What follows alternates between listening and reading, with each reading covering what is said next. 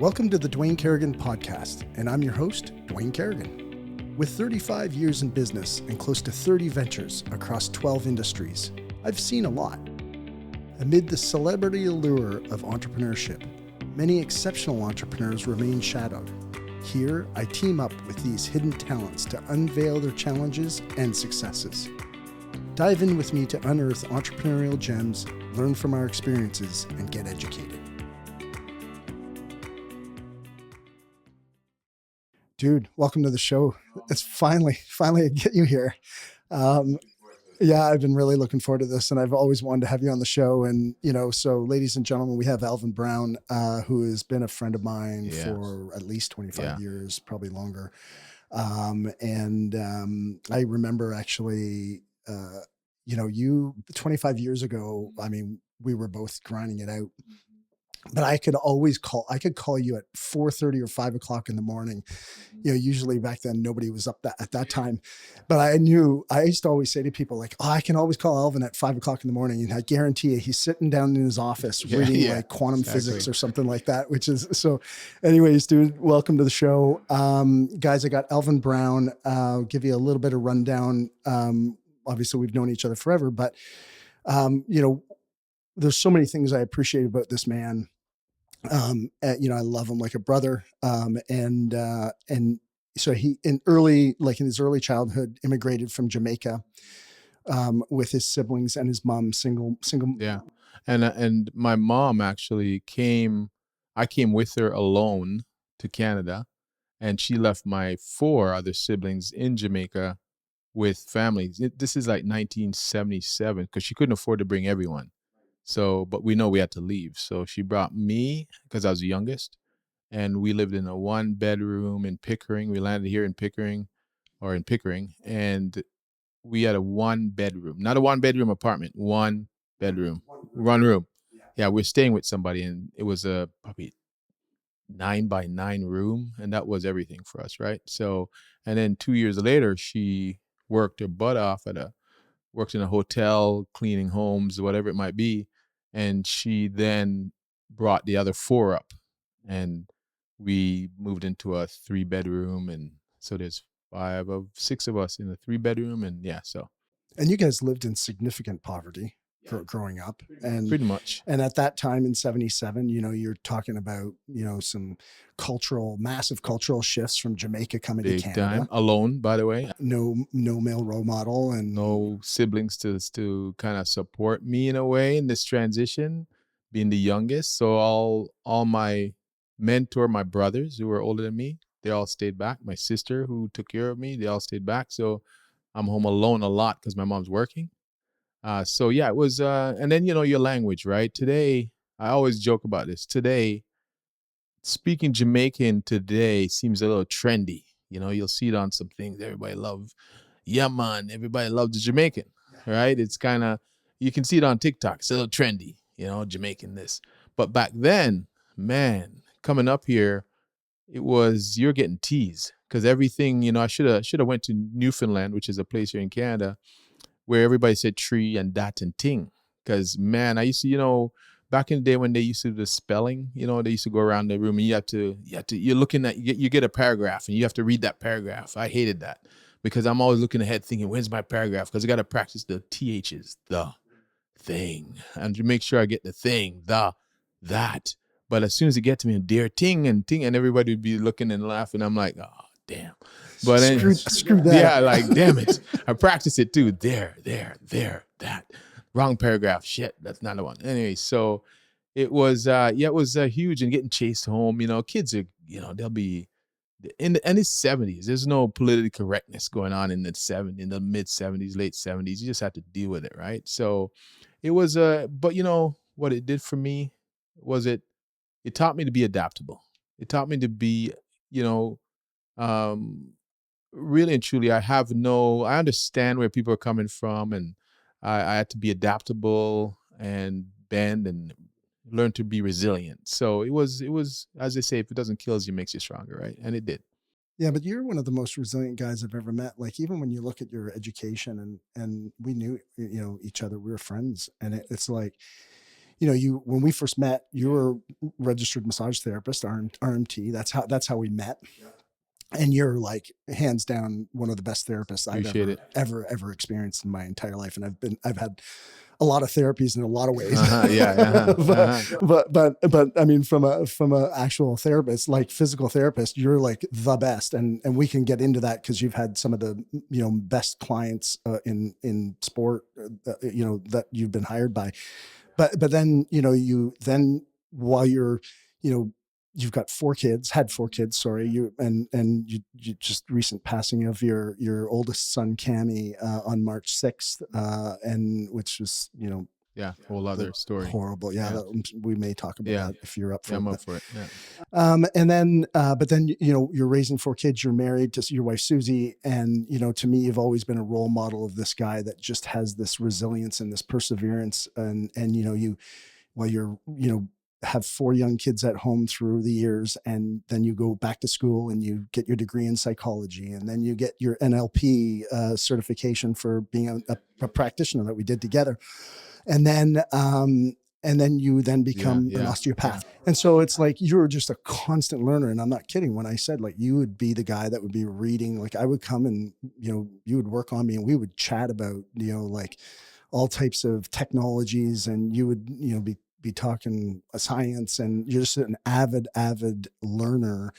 But you just have this resilience of constant and never ending improvement. And that's one of the things I love about you. And then, over the years, you've grown your practice. You are the founder and CEO of HC.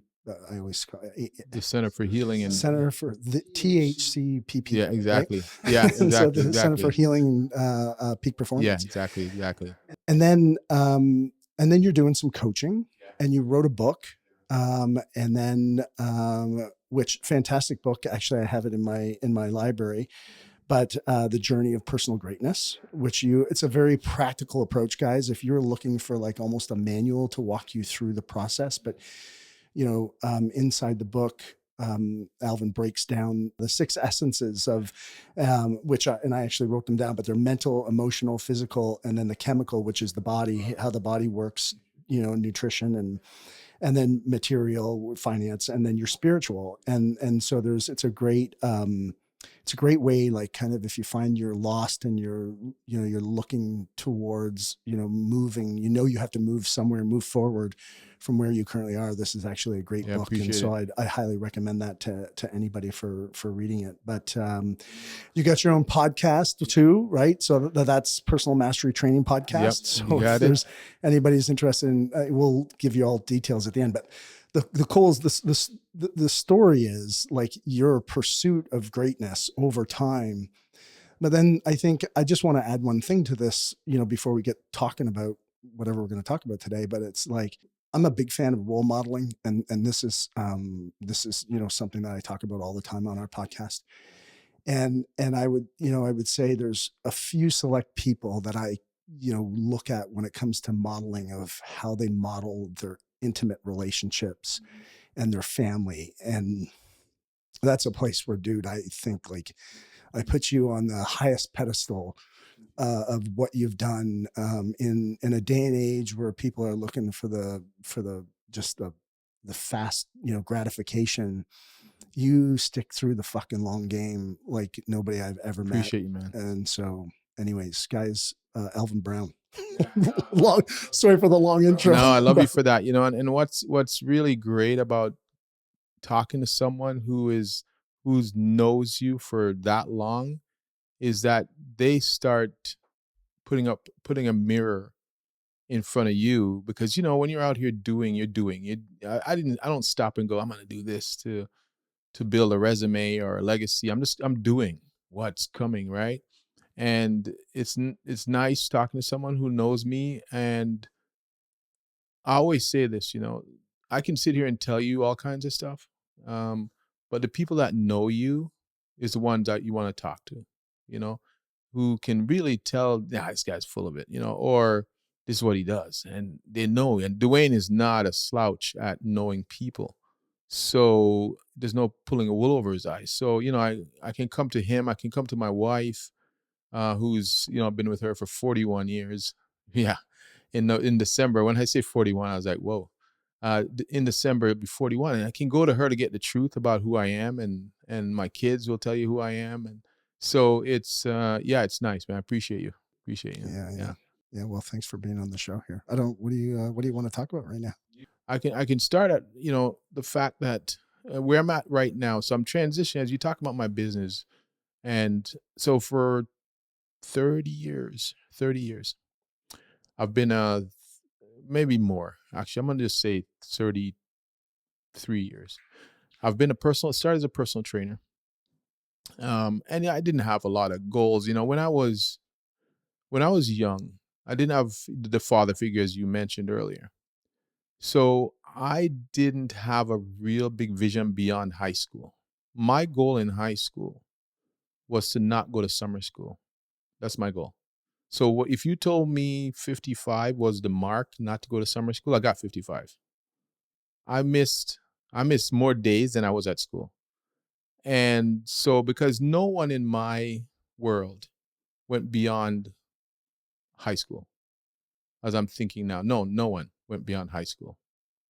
And so for me, I was aiming, if I wasn't going to do it in sports, and that was my thing, I was going to, the classic stuff. I'm going to go, you know, set my mom free by becoming an athlete in some way, professional. I started wrestling in high school, and also the wrestling, the path. Let's talk about the path that I chose. I chose a path. If you look at my history, I wrestled in high school, got my black belt in Taekwondo, boxed in for a while, did all kinds of bounced in the bar. And that was because when I grew up, I was the youngest again of the five of us. My brothers and sisters were tough. If the wind changed directions, they're fighting. They used to fight each other. And I was like, I was always a peacemaker. And I felt like I was missing something. I was like, what am I, like a wuss or something? Why don't I have that? They look so tough, right? So I'm like, there's a weakness. I have a weakness. So I'm going to fill that weakness. So I decided I'm going to go learn as many pugilistic things that I can do to become tough.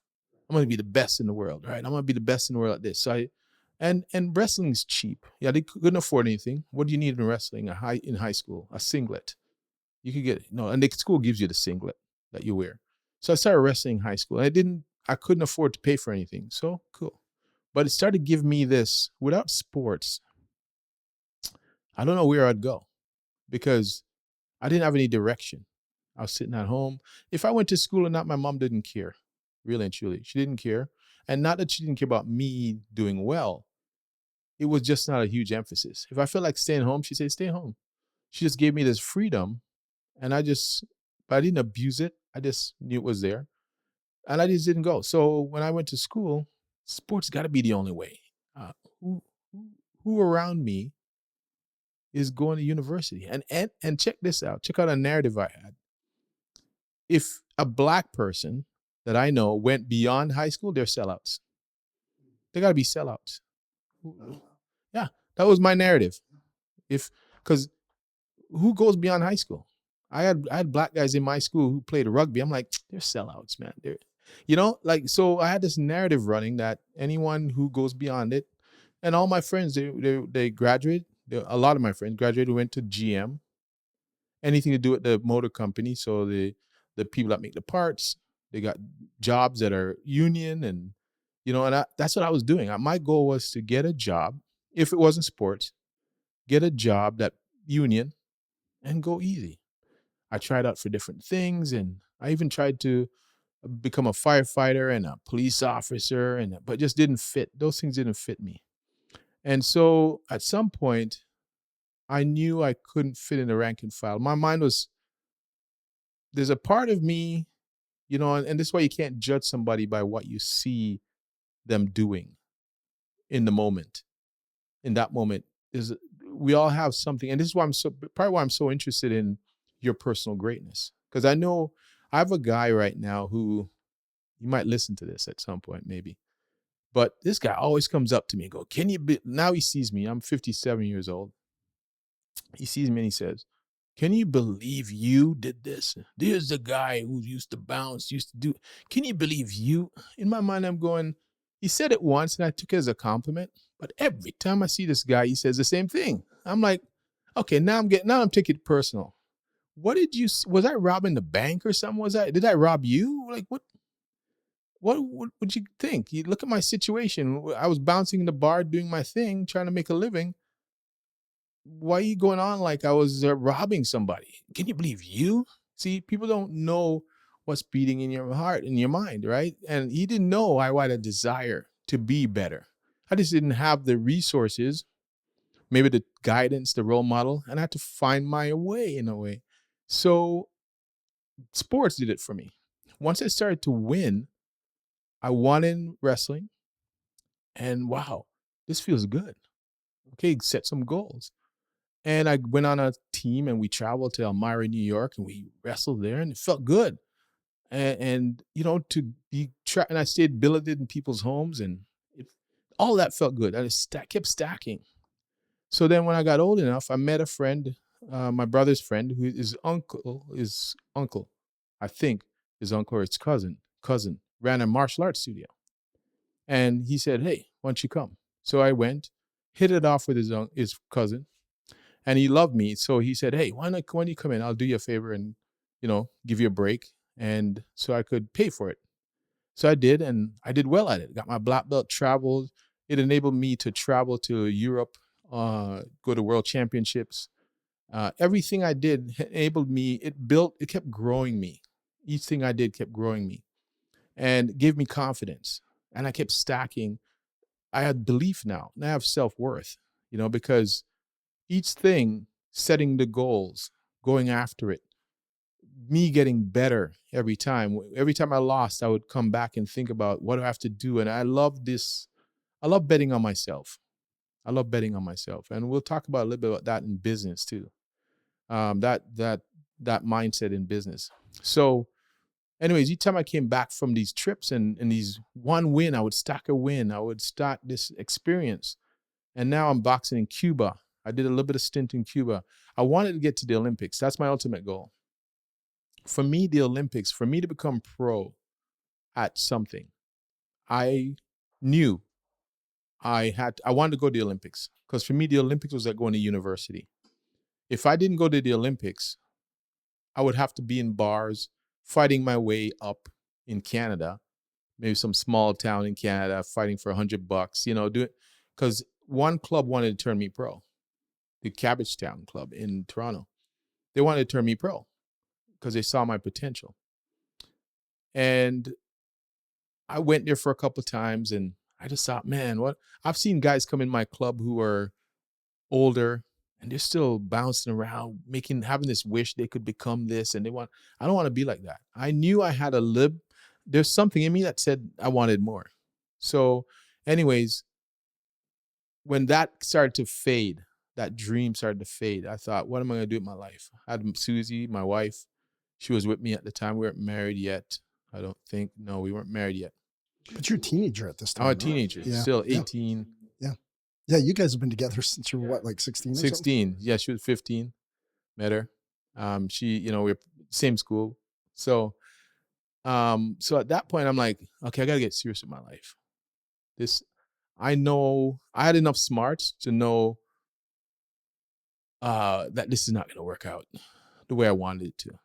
Do you mind if I ask you a question here on the boxing thing? Like trying to get to the Olympics, like, is that your way of getting to the next level, like, but not university? So you're not a sellout, but you are at least achieving to the next level in a career, I guess, if you will, or that your ambition of sport is that what it was for you? It was all about legitimacy. And in Canada, in Canada, with my limited, I'm just going to say this from my perspective, because other people have done it. In Canada, I didn't have anybody to drive me to the better clubs, let's say, so I can challenge myself. And my club was good. I'm not going to knock it. It was good enough to get me where I was. But looking back now, what I needed to do was go somewhere else where I could be challenged, where I could be, I felt like I was at the top of my club in a way. Okay. And you know the saying, right? If you're the biggest dog in your pound, is you need to find a new one. And I didn't. I got comfortable there and just stayed there. And when I would meet better opponents, I would see the difference, you know? So what I did need to do was to now look back at how I take my kids places, and it would be nice to have somebody say, hey, take you here, take you there, and nurture that gift. So I didn't do that. I stayed where I was, got comfortable, and I got good enough. I traveled to Cuba and did the exchange, and everybody in my club would give me accolades, and it was good, but I should have challenged myself to go to the higher level.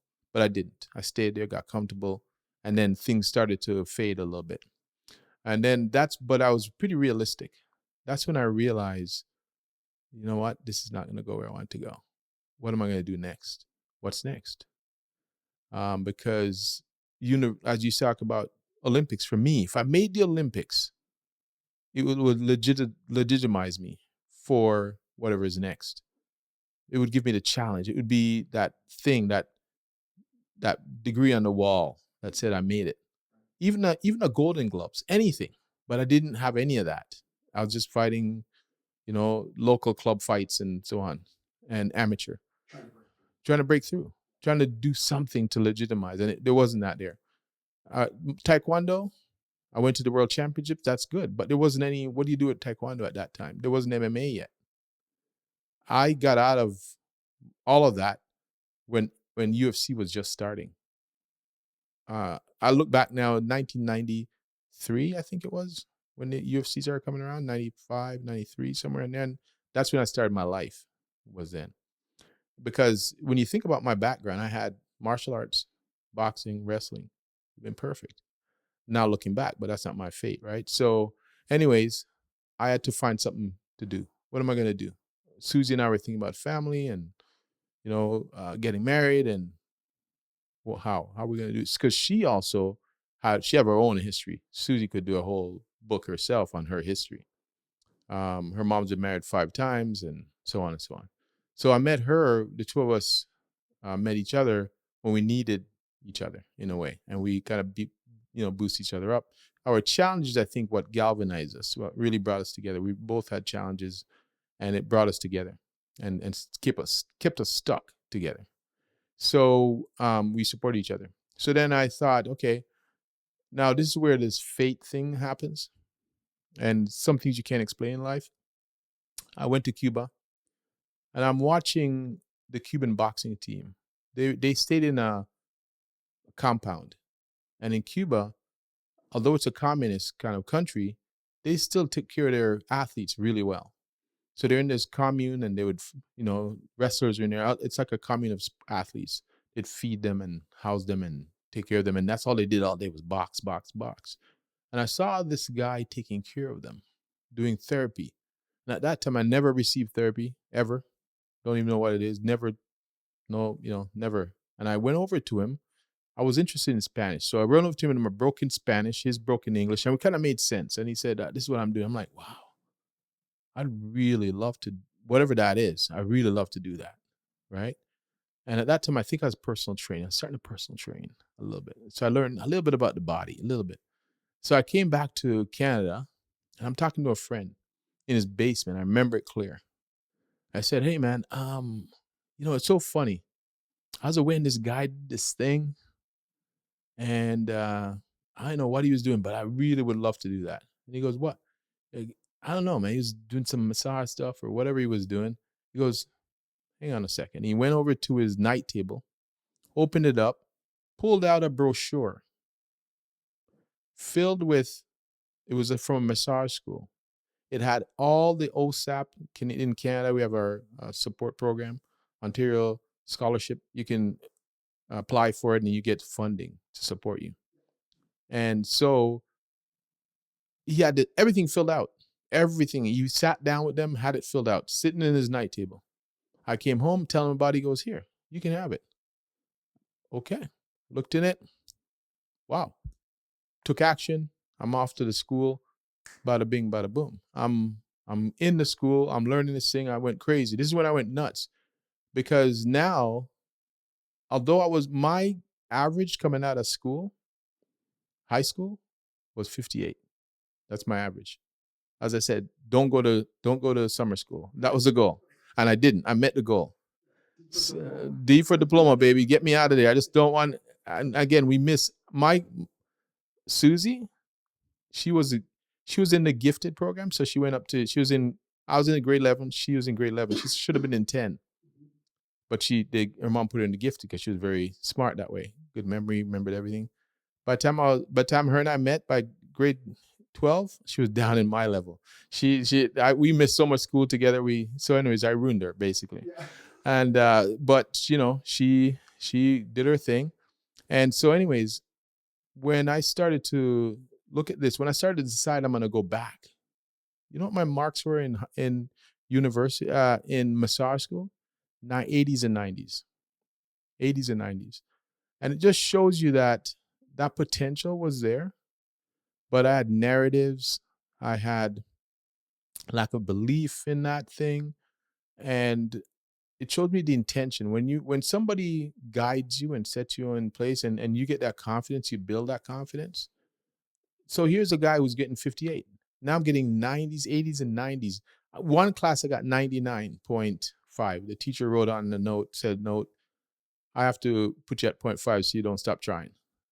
But 99. So that was my potential. But I was playing a smaller game because of narrative, because of what I believed was my potential in this school. Yeah. But then I wrote three things down while you were talking about the influence of sport, that influence that sport had on you. And I wrote down three things: confidence, belief, and self-worth. And so do you feel like that's kind of what was a springboard for you to be able to then move forward? And all of what you said. And then practically, it gave me goal setting and showing up for people and showing up for yourself and how to get through adversity, how to come back from loss. There's so much that I think people should put their kids in some organized thing early in the game so they could learn a lot of things that you can't teach them practically. Learning from loss, coming back from it. How do you persevere? How do you set a goal? How do you, set your intention? So on and so. There's so much. So, anyways, that's where I was at with that. And then that stacked. Once I got out of massage school, I didn't have a degree. That was bothering me, that I didn't have a degree. Because now massage school asked me to come back and teach. So I graduated in 95. 96, I was teaching.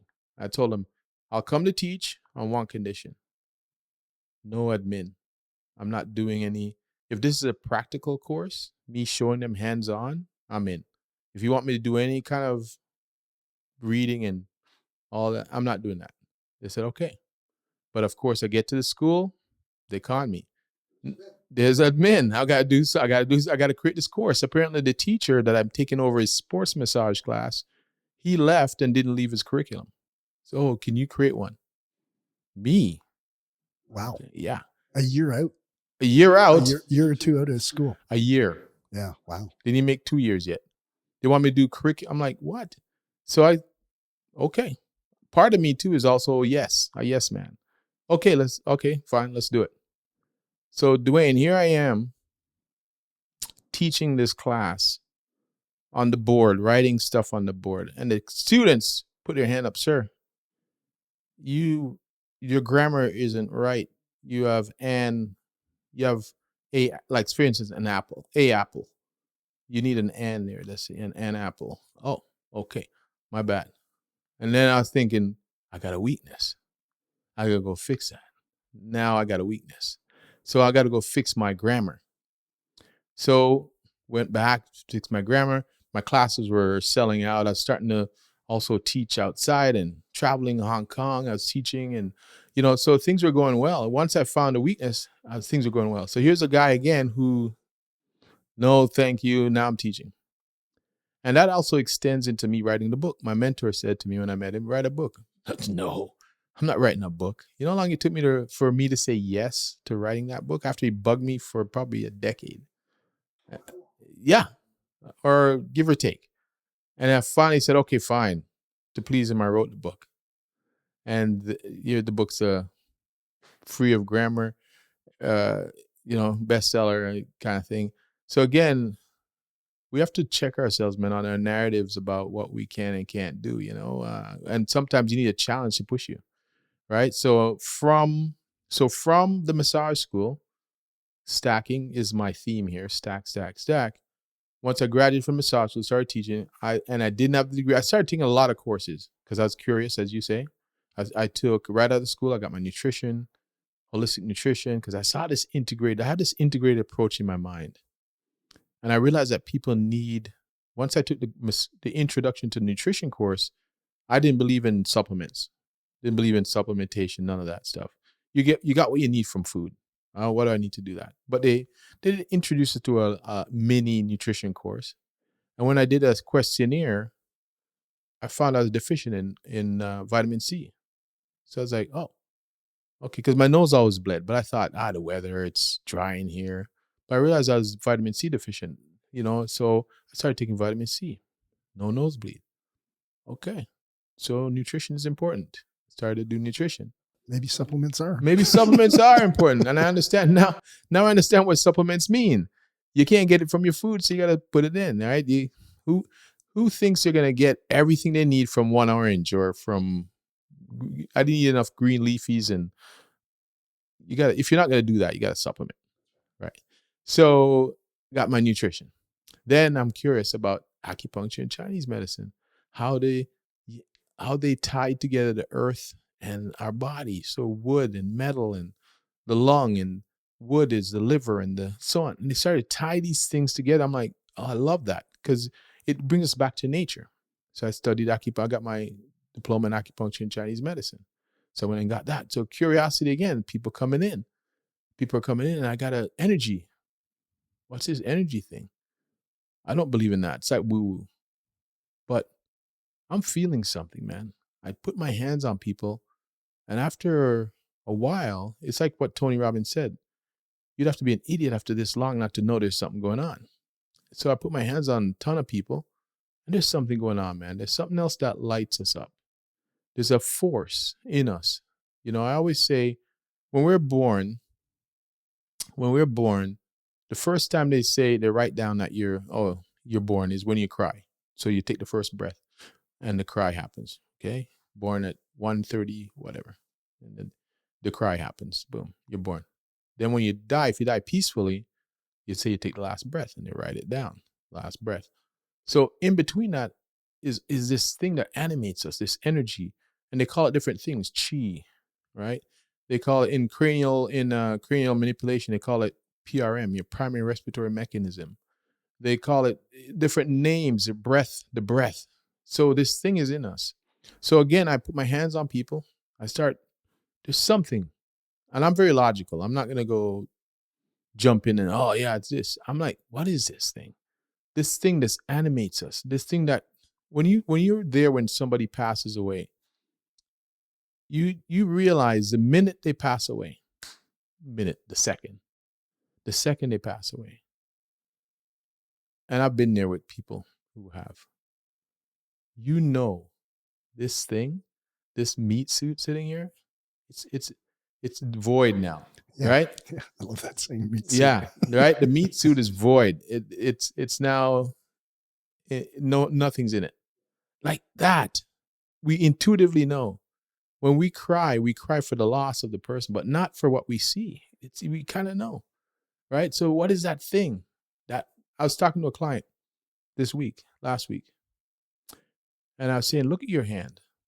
You see the contour of your hand. You see the color of your hand. You see the veins, the creases, the hue, the vibrancy, the color of your skin. Everything about it is the definition of life. The minute you pass, your hand goes so amorphous, like the veins go away, the color goes away, the hue goes away, everything just goes away, and it becomes this carcass like that, the force. So I wanted to, what is this thing? Curious, So then I started believing this energy thing, this whole energy piece, because I realized that every cell, 50 trillion cells, whatever it is we have, each cell has something about it. It's like an organism by itself. If you put 50 trillion of those together, you must have something going on here. The heat-seeking devices that sees the heat around, like there's something going on here. So that thing led me to search for Reiki. I studied all the energy work, all the energy medicine, started studying them, looking at them of how, and then osteopathy, they teach about the organs move and they have their own patterns. And so all of these things. So I can go from working on your muscles to going really light and working on your energy. And that's where I started to really become curious, looking at us, looking at our energy, looking at things like this, the nutrition, what it does. And food, why do we eat food? Food is when you think about the sun being the first energy into the ecosystem. The plant takes the energy, turns into chlorophyll, and then we eat the food, or the animal eats the food, and we get the second. So energy is everywhere. The table, this is pretty wild stuff when you think that the table or the chair we're sitting on is vibrating energy and all. So that's a little bit wild for me still, but it's facts, right? It's still facts. Yeah. It just vibrating at a slower rate becomes solid. And if you take ice and you think about ice is solid because it's vibrating slow. You leave it in the warm, it gets vibrating faster, it becomes water, eventually steam. It'll evaporate. Yeah, steam. Now it's the same entity, but just changes state. So when you think about that. So anyways, I started to study energy medicine. Then in my career, now I'm hitting up, two things happen. Remember, let's go back to where I said I don't have a degree. And it's bothering me because now I'm teaching people with a degree and I feel like they're shoving it in my face. Are they? No, but that's how I felt. Mm-hmm. What, are you shoving your degree in my face? That was the story you were telling yourself, right? Yeah. I see your BSc, your Bachelor of Sciences, your BH, your B honor, and all the whatever, right? And I put a chip on my shoulder, right? Because now I feel a weakness. I'm gonna go shore that up. But I had a narrative. I can't do that yet because this was like my three kids already. Fourth was on its way. So now I thought, okay, I made it a lot of excuses. I can't get that. But two things happened. One, 3 people came in, 3 different women, and they basically squashed my excuses. No more excuses. One had kids, so I used the excuse I have kids. One came in, she had kids. But I said, her husband probably pays for it, right? Another lady came in. She's in her, I'm too old. She was on 50s. She had a degree. She just got it. Then a third lady came in, and she's a professor at the university I want to go to. And a professor of what? She's a professor of what? She's a professor of psychology. And she says, oh, yeah, you just got to go talk to this lady. Everything fell in line for me to say yes. So I said yes. Then I went home, told my family, said, Dad, do it. And now I signed up. I figure, you know what? In 3-4 years, I'm going to be the same age anyways. Why don't I just do it? So I signed up. So that happened. And then the other thing that spurred me on was clients kept coming in. I realized, Dwayne, to have true health, you have to have everything mindset together, not just physical. I can fix your physical body, but the mind is totally connected with the body. And a lot of people, as Henry David Thoreau says, a lot of people live lives of quiet desperation. They quietly, and I love this other statement by Sadhguru. He's online, oh, yeah, right? I love Sadhguru. Right? He says, we do suicide in installments. And I love that. I'm like, because I sit and I listen to people, Dwayne, just feel them, listen to them, and I hear the pain that they're in as this thing, just the darkness or the energy that I feel when they're in that state. Just everything affects everything, and we can all feel it, right? But we kind of numb it away. We say it's woo-woo, but we can all feel when somebody, we walk in a room and go, boy, you have great energy, or your energy is low. We all know. So these people walk around with this low, dark energy, and I could feel it. I'm like, what's doing that? Then I started talking to them, and I realized that they have a narrative and their mindset. So I want to get a degree in psychology. And I thought maybe I was going to go down the psychology route, but I found psychology limits you once you become, PhD and whatever. It limits you because people can sit and I want to generalize here. Apologies to all of the great psychologists out there, but but the psychology, when they put wraps on you, it limits your ability to help people. Oh, I can't do that because these and people are people don't need a recipe. They need to be free and to anyway. So that's why we started talking about NLP, because NLP tells you how the brain works. So anyways, I went and got my degree in psychology, got my BSc. All right. I don't have a weakness anymore. Right. So now I can shore that up. So, but I still didn't get my answer. Found NLP. NLP is how the brain operates. It's very, very practical. And you and I did the course, and and it really opened my. I still study it, still stay connected, and because it's a study. NLP is not a thing you take and then put the books. It's a lifelong study, forever. So, anyways, that's my history of how I got to where I am, and how it's just curiosity that drives me to where I am today. It's the thousands, I would say, on my table, hundreds, for sure, hundreds, if not thousands of people are past my table because I worked a lot, and that drives me. How can I help? How can I help them? How can I help people to do this suicide installments to stop that? How do I help them to stop living lives of quiet desperation? Hence why my clinic was called, when it started, you're tripping over the name now. People used to trip over the name then. It was called the Center for Healing and Personal Potential. Right, I remember that. Yeah, right? Remember that? Yeah, I couldn't even spit that out. Like, people were tripping over it. I said, I'm going to change the name to Peak Performance, because I believe everybody, not just for athletes, everyone should raise your standards to want to perform at peak levels. That's my belief. So anyway, so that's the history. But so I'm just curious, just to peel back a little bit here, just there was two things that I heard you say commonly there, which was, one was curiosity and the other was weakness. Oh, I don't have a weakness. Yeah. Like, it's like, I didn't want to have this weakness. So, it's interesting because where did so couple questions. Where did the curiosity start kicking in? Cause in school you were, there less than you were at home, basically. D for diploma, or just got to get over 55. So no summer school. So where did the curiosity start to come in? And, did that start with, sport and that confidence and the belief and the self-worth that propelled that? Or did you just find, do you think you were a bit, I don't want to say lucky, but you kind of use that word when you're in Cuba about that story, did you just kind of get lucky and find that groove that just allowed you to propel that constant curiosity?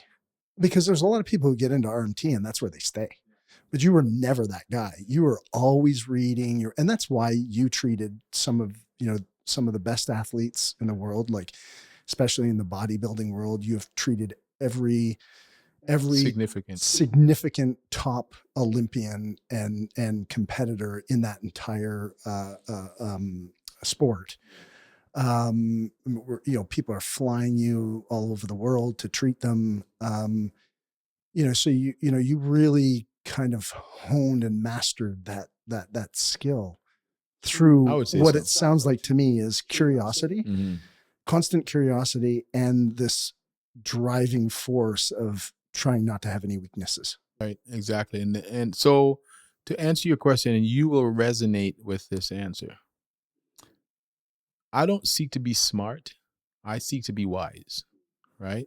And so the curiosity, I didn't count on education to solve that problem.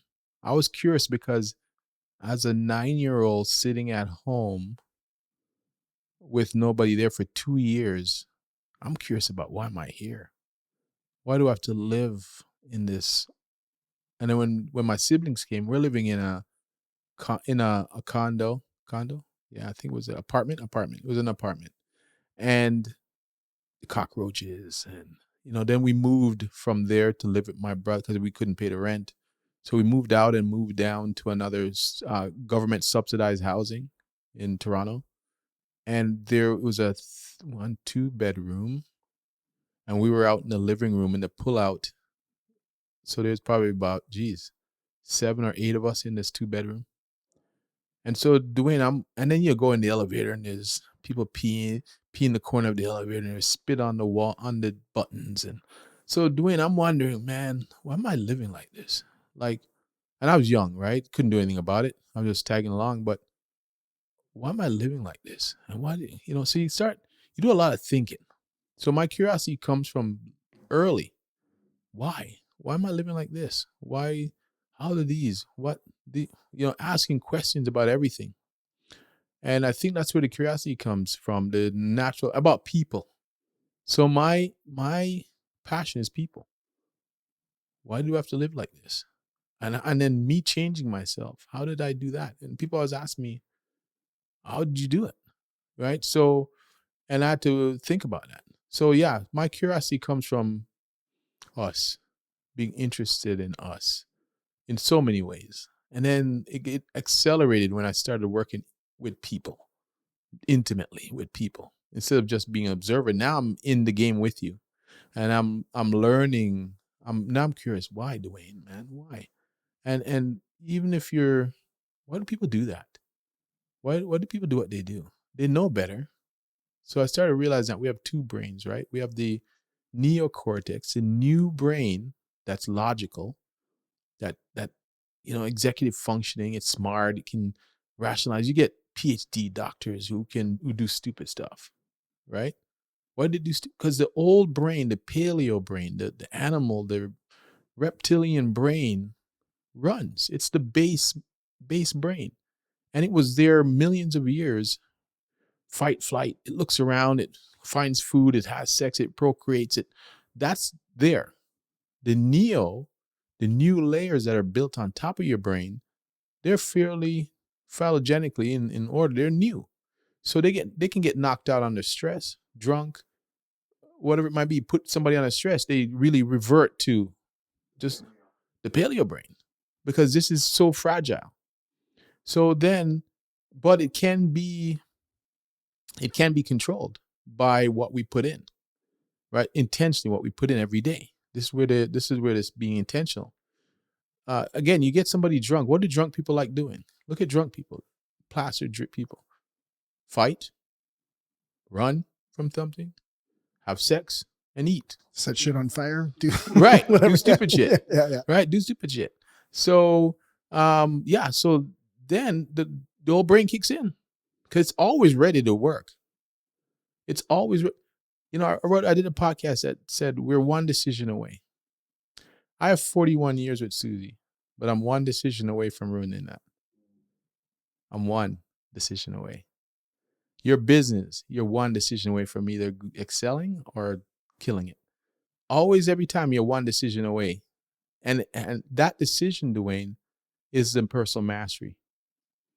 That one, in the moment, what wolf are you going to feed in that moment?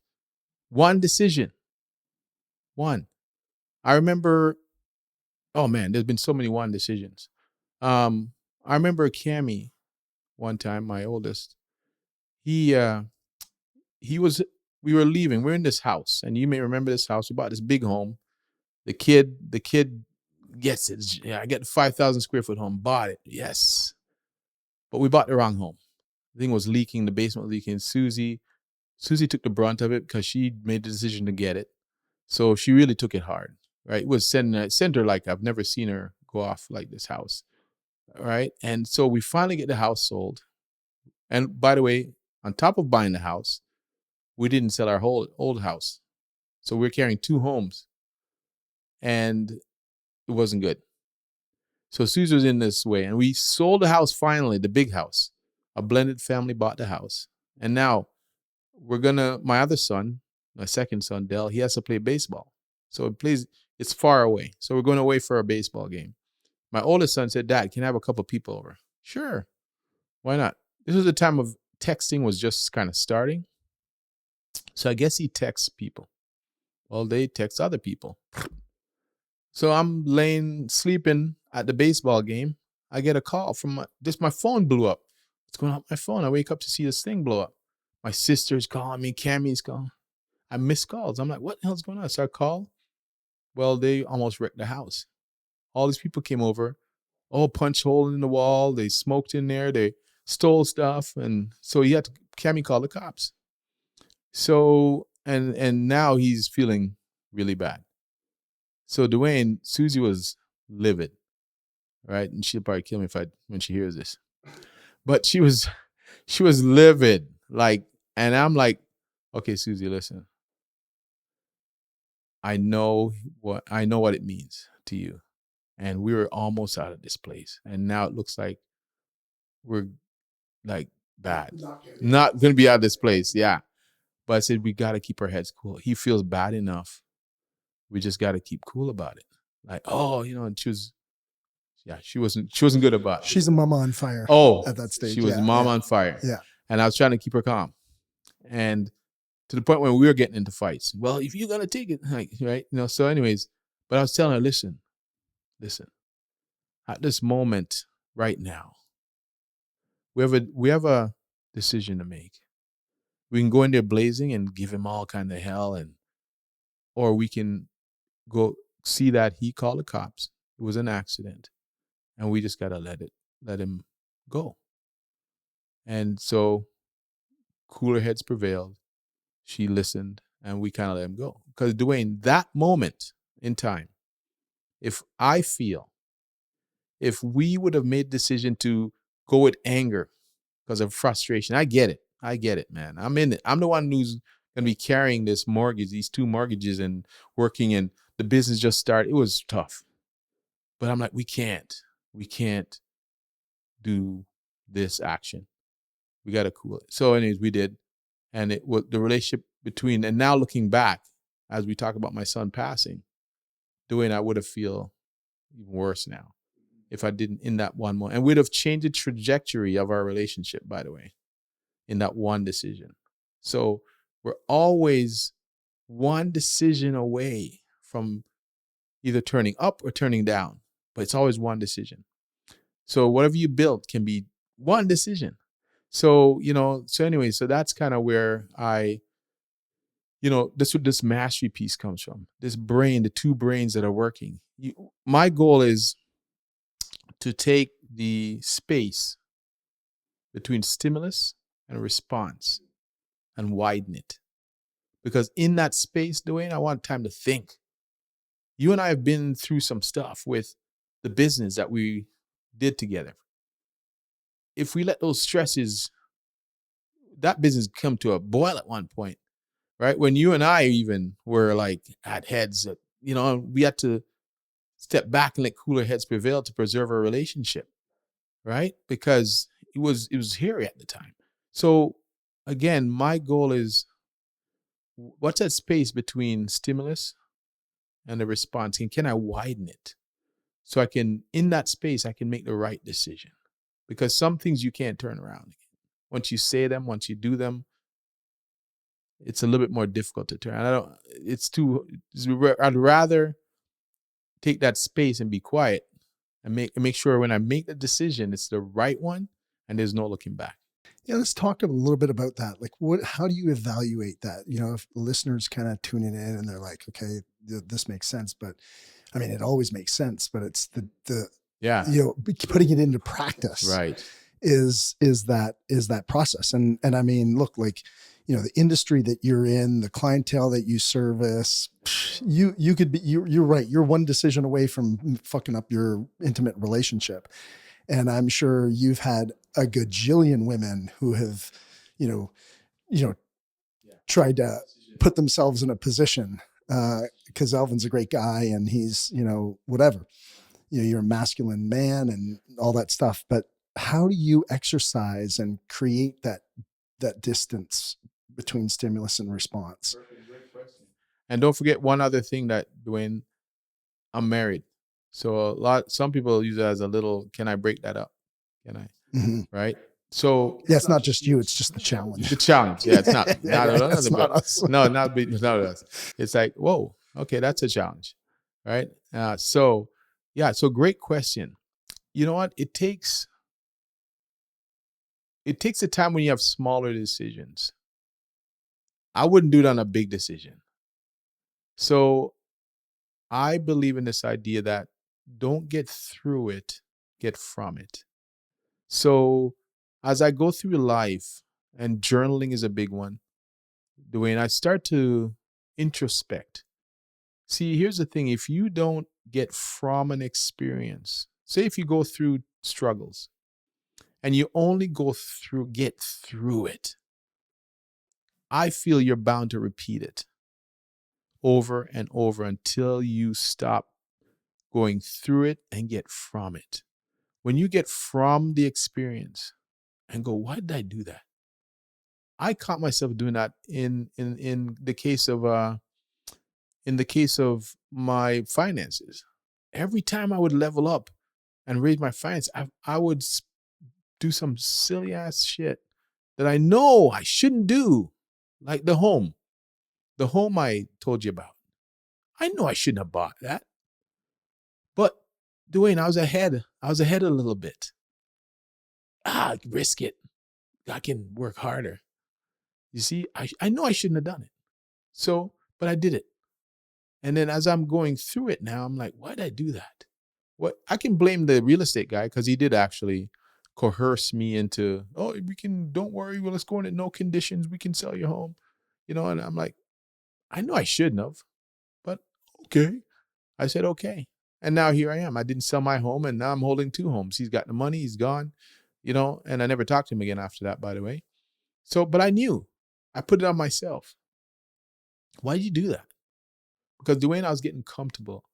I was making a little bit more. So why not take the chance? Right? You can, the bank gave me a loan. You're good to go. Right? Let's do it. Take a chance. But once I was going through it, I was running on my treadmill going, why did you do that, man? Why did you do that? And what I realized is I have that thermostat. That the classic metaphor. If your thermostat set at 72 and you open the window in the winter, the heat kicks in. Or in the summer, you open it up and the air conditioner kicks in and you get you right back to 72. So I had a money temperature gauge. I was at 72. And so whenever I went over it, I'd do stupid shit. Invest money into things I know I shouldn't have done. High risk stuff. Oh, yeah. Yeah. Oh, yeah. Why not? Right? Because, and worse off when you can work and get and bring it back. You can do something to bring it back. You just gone. So to answer your question about that space, how do I develop that space as someone is introspection. If you blow up your relationship, stop for a second and go, if it's my third or fourth one, what am I doing? What am I missing? Why do I keep doing this? What do I need to do to fix this? So I started a lot of introspection, doing those kind of things on I looked at my father.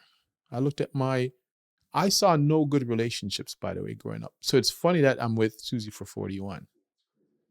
I saw zero. I did not believe in marriage, by the way. Didn't. Susie will tell you, it took her 8 years to marry Susie. And even then I was like, I don't know. But anyways, I kept sticking with her and she kept sticking with me and it just worked, it just worked. But every time a temptation would come along, I would think about, what am I going to lose?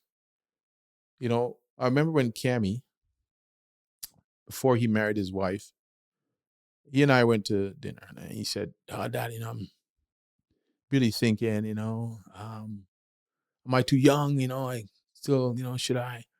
I said, okay, listen. My final answer to him was this.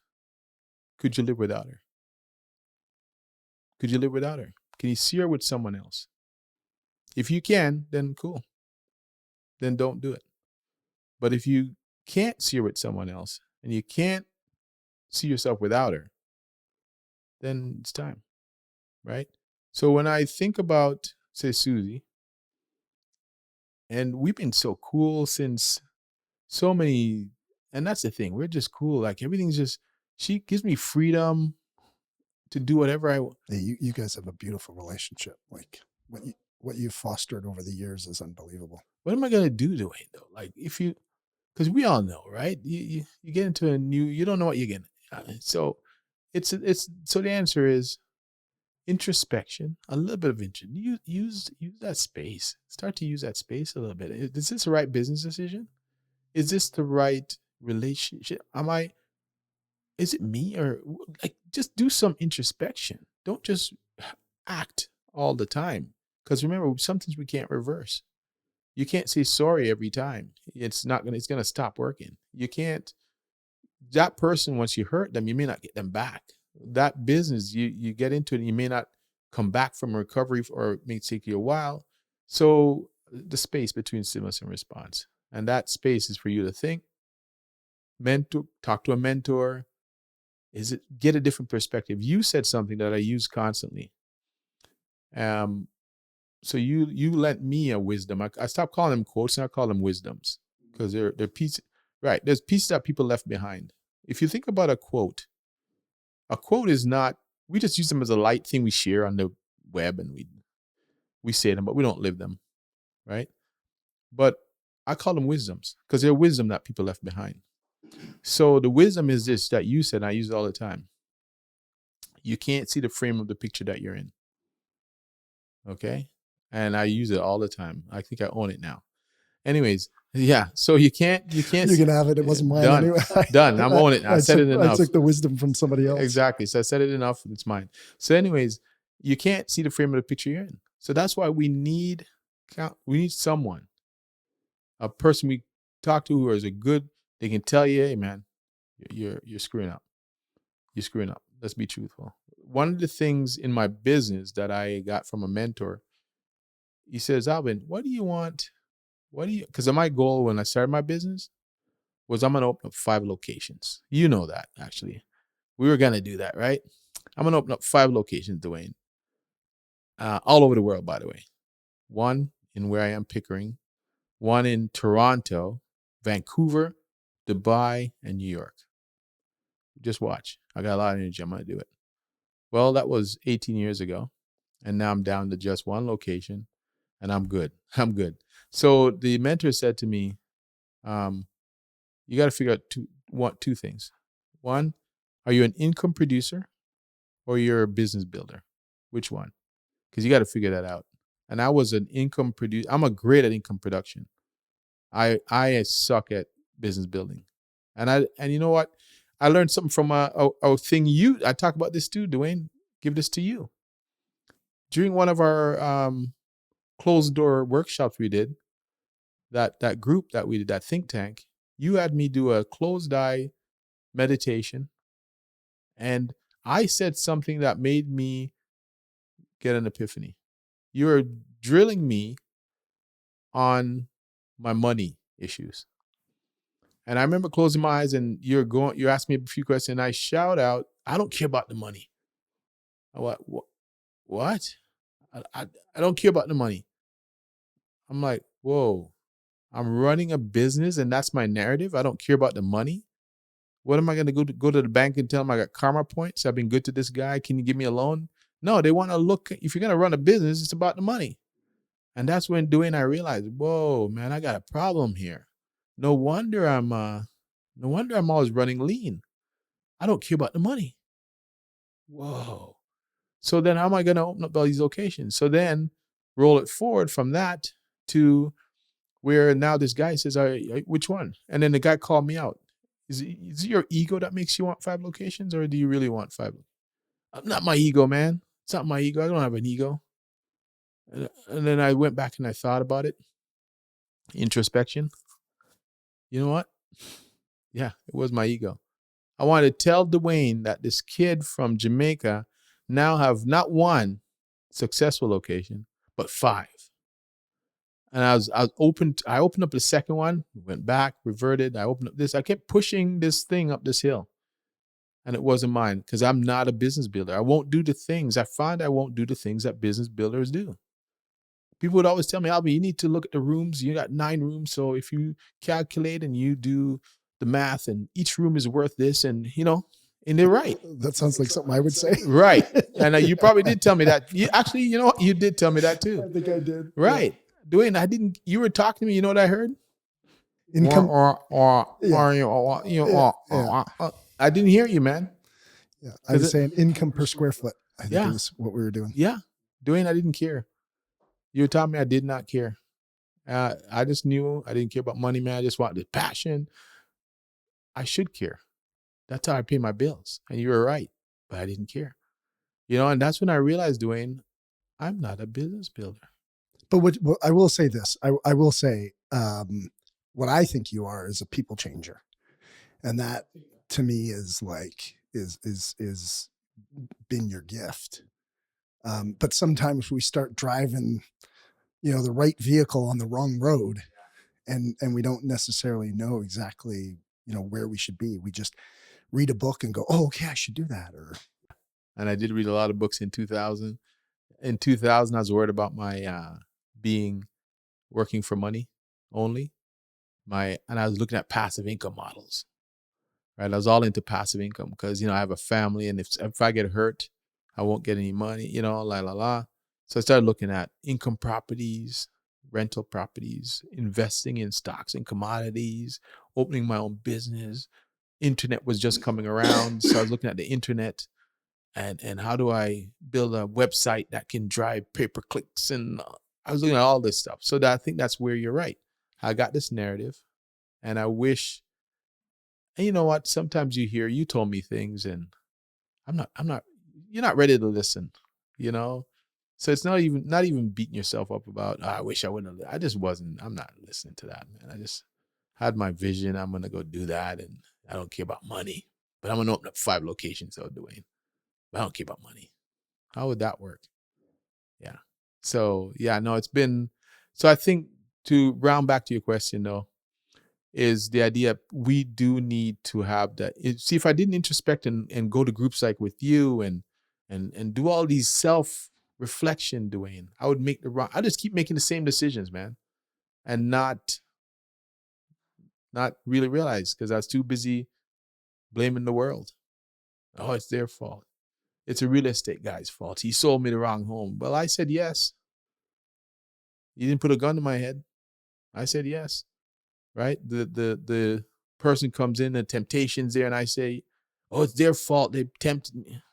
No, I said yes or no.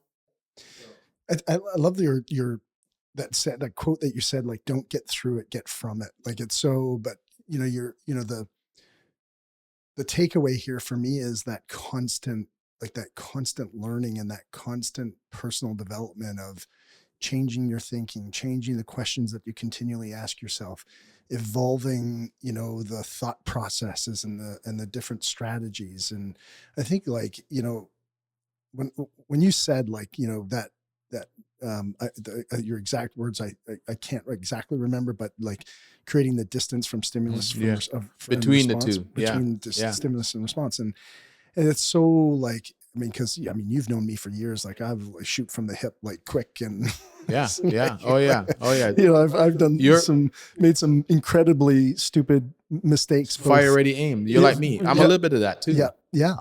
And I've made mistakes both financially that have been really stupid, and I've made mistakes in my intimate relationships and my personal relationships that have been, also stupid.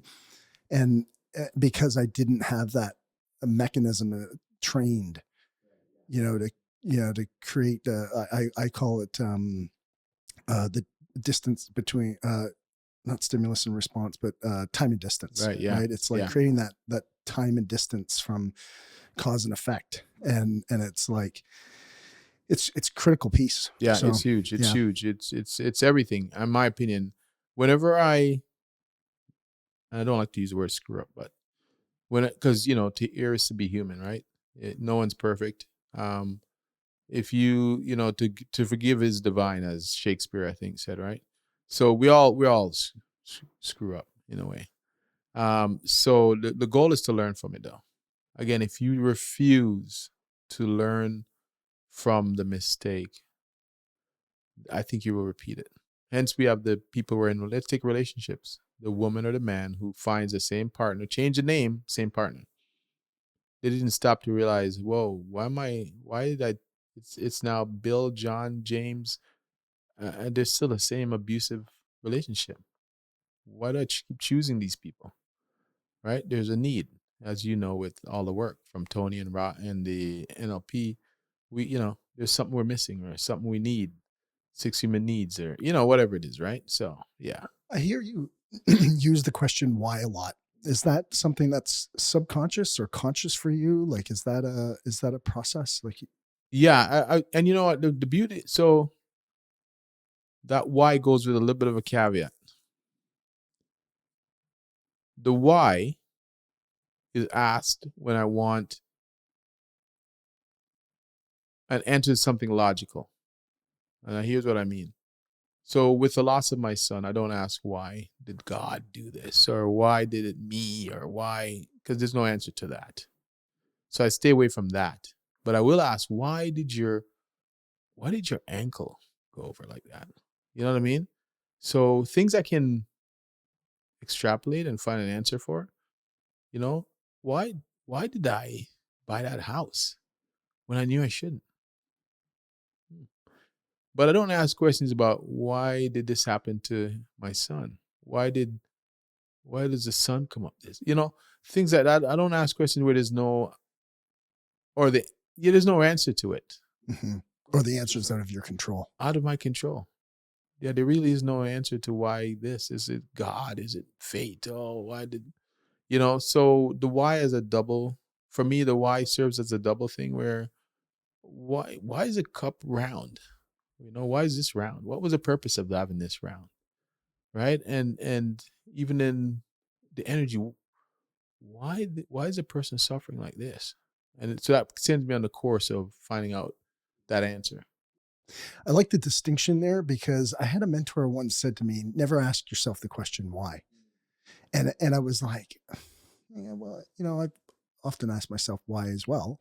And I never, and his and I'm not saying like not everybody's right. And I actually don't necessarily think he was right, but I think your distinction between the two is probably where he was, going with it. And this is years and years and years ago, like 25 years ago. So it's, I barely, remember the actual conversation, but it was, when you asked about, I think at the time we were talking about people like that work for you and they're like, why do they not show up? So don't answer that question because you can't control that. Right. You don't, that's an area where you don't want to ask the question why, and same about, Candy. It's like, there is no real justification in the world why, a beautiful soul like that would be taken other than, other than there's something on the other side that we don't even have any kind of comprehension about, but and he's serving a bigger purpose there. Or he, whatever that looks like. I mean, I'm really big into, the reincarnation. And like, I really don't believe that, like you had talked about earlier, when somebody passes, like you see it right away in the body. Feel it, see it. Yeah. And you can feel the energy leaving. That when you say the person at work, you're right. I do used to ask why do they want to learn what I'm blah, blah, blah. But that curiosity also led me to figuring out that they're on their own path. Eventually, right? They're on their own path and they don't. What I find when I wrote my book, Journey to Personal Greatness, I used to think that everyone should want to elevate and go to this level and burn. But I realized that some people getting home at 4 and hanging out with their family, and that's pretty great for them. Yeah. Yeah. They don't want to go conquer Mount Everest. And that's cool. I was like, oh, okay. I had to come to grips with that. Right? Because I was like, yeah, let's go. Next level. Don't you want more? For what? Yeah. So I'm okay with it now. Yeah. That reminds me of that story. I won't tell the story because it's pretty long, but the story about this, the business person and the fisherman. Yes. In wherever it is, the Caribbean. It's like, right. Yeah, you should build a fish business and this and that and the other thing. And the guy, why? And then, well, you could do this. And then He goes, so you can retire and on a beach in the Exactly. Caribbean and fish whenever you want. Like now? Like now? Yeah, exactly. Exactly. So That's what that it's reminded me of instantly too. Yeah, Yeah, exactly. it's funny. Hey, everybody. Thanks very much for tuning in to that conversation with my dear friend of 25 years, Alvin Brown. Tune in with us next week, and you will see and hear his story of how he handles loss and grief, and how much this man is a lighthouse in the storm for his family, and how he handles adversity and overcomes significant loss. It's a fantastic story. It's a beacon. You just have to tune in next week to catch the second part of this conversation. We appreciate you listening. Thank you so much, and have a blessed week. Thanks for listening. I appreciate you being with us. If you found value in the show and know a friend or coworker who could benefit from this conversation, please share the link via text or on social media. Remember, each share creates a ripple effect of knowledge and inspiration. And if this podcast has supported you in any way, please support us by clicking the follow or subscribe button. It helps us to improve the delivery of top quality content moving forward. The views, information, or opinions expressed by guests during the Dwayne Kerrigan podcast are solely those of the individuals involved and do not necessarily represent those of Dwayne Kerrigan and his affiliates. Dwayne Kerrigan or the Dwayne Kerrigan podcast is not responsible for and does not verify the accuracy of any of the information contained in the podcast series. The primary purpose of this podcast is to educate and inform. Listeners are advised to consult with a qualified professional or specialist before making any decisions based on the content of this podcast.